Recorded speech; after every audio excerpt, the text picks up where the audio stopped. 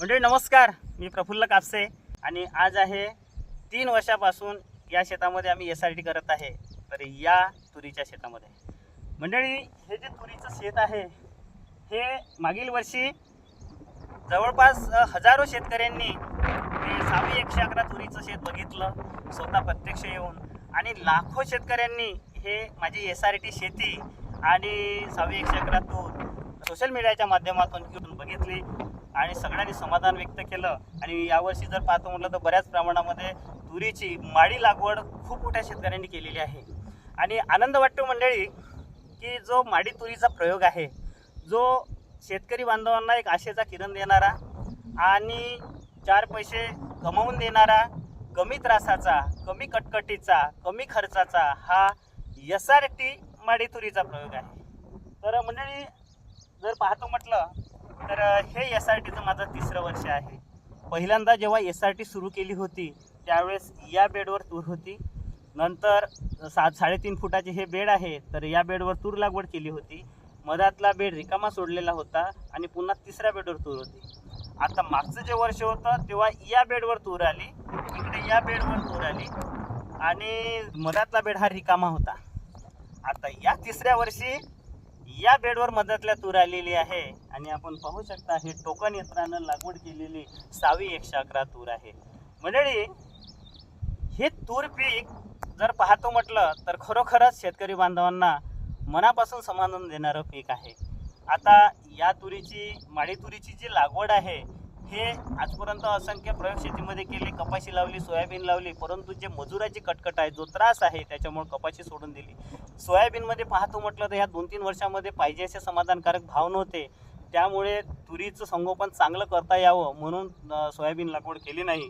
परंतु ज्या शेतकरी बांधवांना शक्य होत असेल त्यांनी हा जो आता मधातला बेड सोडलेला आहे, तर या बेडवर 2 लाईनी जर आपण सोयाबीनच्या टाकल्या तर आंतरपीक आपण सोयाबीन पण घेऊ शकता.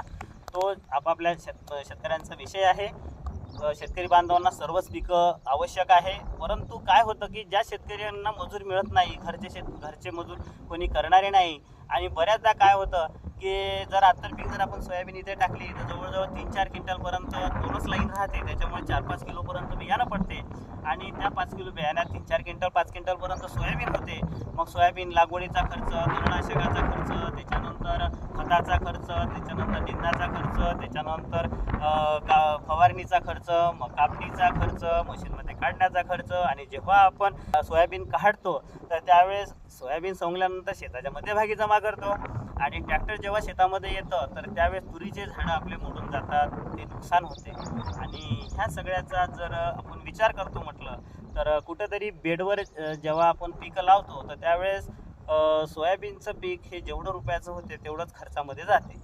म्हणून मी हा माझा निर्णय घेतलेला आहे. प्रत्येकाने आपापला निर्णय घ्यायचा आहे. जसं ज्या शेतकऱ्यांना बेडवर तूर लावायची आहे आणि मधातली जागा जर खाली आपण ठेवलेली असेल तर तिथे मात्र जर 4 लाईनी 5 लाईनी जर सोयाबीनच्या बसल्या तर ते एक बऱ्यापैकी उत्पादन देऊन जाते. असो तर मंडळी आता आपण पाहतात हे धसकट जे आहे ते मागील वर्षीचे इथं आपल्याला दिसत आहे आणि हे धसकट आता पाऊस पडल्यामुळे आता कुजून गेलेले आहे आणि अजूनही समजा 15-20 दिवसानंतर, महिनाभरानंतर अजून जसा जसा पाऊस पडेल तसे तसे हे धसकट जे मागील वर्षीच्या तुरीचे आहे फणकट ते कुजून जातील आणि थोडं जरी पायाने याला असं दाबून दिलं तरी ते मोडून जातील.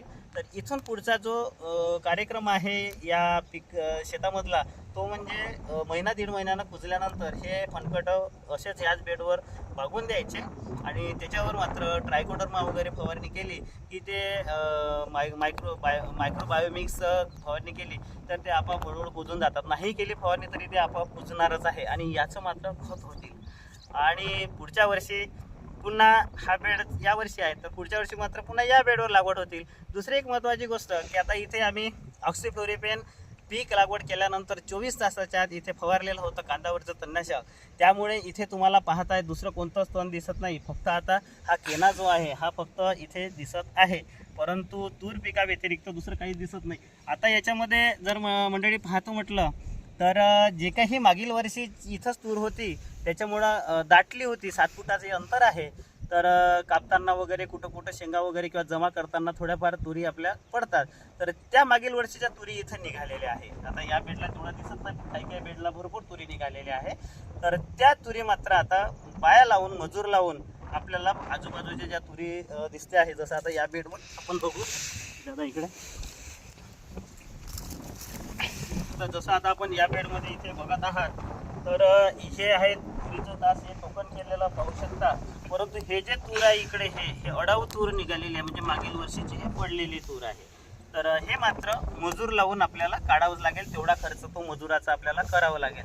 परंतु तणाचं मात्र आता सुंदर नियंत्रण झालेलं आहे. आणि एकडुकड जो केना करंजी आहे मंडळी हा, तर हे सुद्धा मजूर लावून आपल्याला उपडावंच लागेल. कारण या केना करंजीवर लहान पीक असताना तेवढा रिझल्ट येत नाही. परंतु काही शेतकऱ्यांचे जे अनुभव आहे, जसे आमचे हिंगणघाट तालुक्यामध्ये अलमडोला शेतकरी बांधव आहे, त्यांनी सांगितलं की पीक थोडं मोठं झाल्यानंतर, डोंगरभर पीक झाल्यानंतर जेव्हा आम्ही आमच्या शेतामध्ये केना आणि करंजी खूप येत होता, तर ग्लुफोसिनेट जे घटक आहे, जे ग्लुनेट नावानं आहे, तर हे ग्लुफोसिनेट घटक 100 मिली एका पंपात टाकून पीक वाचून आम्ही जेव्हा मारलं, तर त्या शेतामध्ये मात्र 80-90% केना करंजीचं नियंत्रण झालं. फक्त त्याच्यामध्ये एक आहे, त्या शेतकऱ्यांनी सांगितलं की ज्या दिवशी आम्ही फवारलं, तर त्या दिवशी ज्या शेतात पाणी पडला नाही, रात्री पाणी पडला नाही समजा, त्या ठिकाणी खूप छान रिझल्ट आले. पण ज्या शेतात फवारल्यानंतर रात्री पाणी आला, तिथं तेवढे रिझल्ट आले नाही.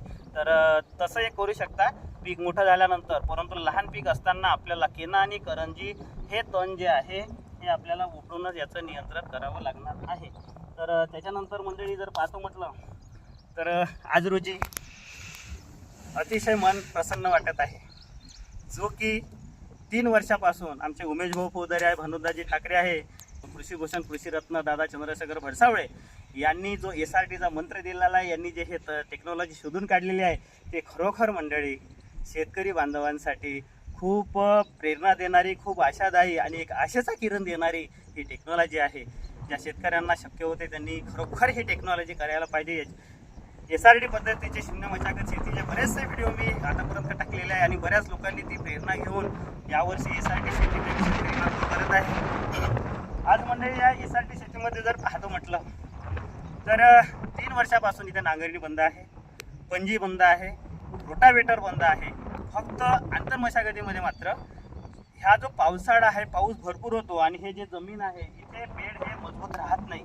या जमिनीच्या प्रकारामुळे काय होतात की जास्त पाऊस झाल्यानंतर हे बेड खचून जातात, पीक निघेपर्यंत जवळपास कुठं तर अशी लेवलच येऊन जातात, दबून जातात पावसामुळे आणि या जमिनीच्या प्रकारामुळे. त्यामुळे मात्र मंडळी फक्त बेड सावरून घेणे एवढा एक खर्च वर्षातून एकदा करावा लागतो. आणि हे जर पाहता बेड आहे, तर तेवढा एक खर्च बेडचा होतो. बाकी डवरणी नावाचा इथे विषय नाही. राहिला निंदणीचा विषय, तर केना आणि करंजी या 2 तणासाठी आणि हे जे अडाऊ झाडं दिसत आहे, हे तुरीचे मागील वर्षी पडलेले, तर ते मात्र अडाऊ झाडं आपल्याला काढावं लागेल. कारण कसं आहे की या तुरीच्या शेतामध्ये हे जे 111 वाण आहे हे निवड पद्धतीने तयार केलं आहे. याला जे फुलं भरपूर येतात, या तुरीचं जे फुल आकर्षक असते, अतिशय सुंदर असते, तर त्याच्यावर मधमाशा ह्या जास्त प्रमाणात आकर्षित होतात जेव्हा फुलावर तूर सुटते तेव्हा. आणि त्यावेळेस काय होतं की आजूबाजूला ज्या वेगवेगळ्या तुरी राहतात, तर तिकडल्या मधमाशा जेव्हा या शेतामध्ये येते आणि इकडे खूप जास्त येतात, तर कुठंतरी क्रॉस पॉलिनेशन होऊन, क्रॉस परागीकरण होऊन यामध्ये मात्र 5-7 प्रकारच्या, 8-10 प्रकारच्या तुरी इथे तयार होतात, जे की 10-15%, 20%, 25% मिक्स दिसतात. आता मागील वर्षी जर पाहतो म्हटलं, तर आमच्या घरच्या 12 एकर शेतीमध्ये 198 कट्टे तूर झाली आणि या 198 कट्ट्यामध्ये जवळजवळ 38 कट्टे हे अडाऊ झाडाचे निघाले, जे की आम्ही रेवीन बांधून ते वेगळे ठेवलेले होते आणि त्याला वेगळे कापले होते. आता मंडळी विचार करा, जर समजा आम्ही ते वेगळे झाडं काढले नसते, तर यावर्षी या शेतामध्ये भरपूर अशी तूर मिक्स आली असती. म्हणून ज्याला रोगिंग म्हणतो आपण, तर ते रोगिंग आपण करायला पाहिजे. तर हे जे झाडं आहेत इथं अडाऊ निघालेले आहे, वेगवेगळे निघालेले आहे, कुठे जास्त कुठं कमी. आता इथे दादा दाखवू शकता, जसं हे इथे जर पाहतो म्हटलं, तर इथे जरी असं पाहतो म्हटलं, तर हे बघा, हे आहे तुरीचं जास्त लागवड केलेलं. पण याच्यामध्ये बघा हे असे हे तुरी निघालेले आहेत. याच्यासाठी मात्र असं मजूर आपल्याला लावावंच लागणार आहे. तर आणि हे जर आपण अडाऊ झाडं काढले नाही, तर गचाटा होतील शेतामध्ये. दुसरी महत्त्वाची गोष्ट जी प्युरिटी आहे, जेनेटिकली प्युरिटी, त्या पिकाच्या बियाण्याची प्युरिटी, हे प्युरिटी चालली जाईल. त्याच्यामुळे थोडा खर्च झाला तरी चालेल. ज्या ज्या ठिकाणी असे अडाऊ झाडं आपल्याला दिसते ते मात्र, जसं आता इकडे पाहू शकता, इकडे तुरीचे ढीग लावत असल्यामुळे इकडे हे जास्त प्रमाणात आपल्याला दिसत आहे. दादा तर याच्यामध्ये बघा इकडे थोडे थोडे कमी दिसत आहे, परंतु या भागामध्ये तुरी कापणीला थोडा उशीर झाला तर त्यामुळे इकडे तुरी थोडी फुटलेली आहे. परंतु इथे सुद्धा आता हे जे अडाऊ झाडं बाजूला वगैरे दिसत आहे, हे इकडले अडाऊ झाडं, हे मात्र आपल्याला काढावे लागणार आहे. तर मंडळी, बियाण्याची प्युरिटी राहिली पाहिजे, क्वालिटी राहिली पाहिजे, जेनेटिक प्युरिटी राहिली पाहिजे आणि एकसारखेपणा त्या बियाण्यामध्ये असला पाहिजे. यासाठी मात्र इथे रोगी नावाचा विषय आणि अडाऊ जे तुरीचे झाडे निघालेले आहे मागील वर्षीचे, ते काढत राहावे लागेल. ते खर्च तिथे होणार आहे. परंतु मंडळी, शून्य मशागत शेती, SRT खरोखर शेतकरी बांधवांसाठी वरदान आहे. वहीचे उन्हाळ्यातले पूर्ण खर्च वाचले, पावसाळ्यातले आता डवरणीचे खर्च वाचणार आहे. आता या तुरीला एक वेळा अडाऊ झाडं काढल्यानंतर तुरी एवढी थोडी मोठी झाली की खालूनच ग्लुकोसिनेट जर आपण 50 मिली प्रतिपंप जर फवारलं तर तणाचं पूर्ण बारीक बारीक तण आल्यानंतर ते आपल्याला फवारायचं आहे. आणि त्याच्यानंतर मात्र जेव्हा मंडळी शेतामध्ये तण होतील, पीक हे जवळजवळ 1.5-2 फुटाचं झाल्यानंतर ग्लायफोसेट 71%, 25 ग्रॅम आणि त्याच्यासोबत ग्लुकोसिनेट 40 मिली, या 2 औषधाचं मिश्रण करून पीक वाचवून बरोबर जर व्यवस्थित फवारलं आपण तर पिकाला धक्का न लागता तणाचं सुद्धा नियंत्रण होत जातील आणि पीक हे तणमुक्त राहील. तर मंडळी, हे होतं थोडक्यामध्ये माझ्या SRT शेतीविषयी. तर मंडळी, एकाच शेतामध्ये सळग तूर लागवडीचं हे 3रं वर्ष आहे आणि प्रत्येक वर्ष तूर पीक हे अतिशय समाधान देऊन आपल्याला जात आहे. खर्च ह्या तूर पिकावर खूप कमी होत आहे. आणि माझे जे व्हिडिओ सोशल मीडियावर मी टाकत राहतो, असंख्य शेतकरी बांधवांचे फोन येत राहतात. मंडळी, कधी कधी मी फोन घेणं माझं बिझी शेड्यूलमुळे शक्य होत नाही. आता मधामध्ये जून महिना हा संपूर्ण सीझनचा होता. आता सीझन बियाण्याचं हे कमी झालेलं आहे, संपलेलं आहे. आता तणनाशकाचं सीझन सुरू झालेलं आहे. आता मात्र थोडा वेळ आहे. आता मोबाईल सुरू झालेला आहे. बऱ्याच शेतकऱ्यांचे फोन यायचे की साहेब तुमचा मोबाईल लागत नाही, बंद आहे. पण त्याच्यासाठी मंडळी मी माफी मागतो. परंतु आता इथून पुढे जेव्हा जेव्हा आपल्याला माहिती लागेल, मी तर यूट्यूब, फेसबुक आणि इंस्टाग्रामच्या माध्यमातून व्हिडिओ टाकतच राहतो. जेव्हा जेव्हा काही आपल्याला पर्सनली बोलायचं असेल तर आपण सुद्धा फोन करू माहिती घेऊ शकता. फक्त सकाळी 7 ते 10 पर्यंत आणि नंतर संध्याकाळी 8 ते 10 या वेळेमध्ये जर आपण फोन केला तर नक्कीच आपल्या प्रश्नांची उत्तरं देऊ शकेल. आणि मंडळी, जे माझी SRT शेती पाहून, माझी माडी तुरीची शेती पाहून यावर्षी जर पाहतो म्हटलं तर कधी नव्हे एवढी SRT माडी तुरीची शेती आहे. किंवा SRT जरी काही शेतकऱ्यांची नसेल, पण माडी तुरीची शेती मात्र खूप आहे.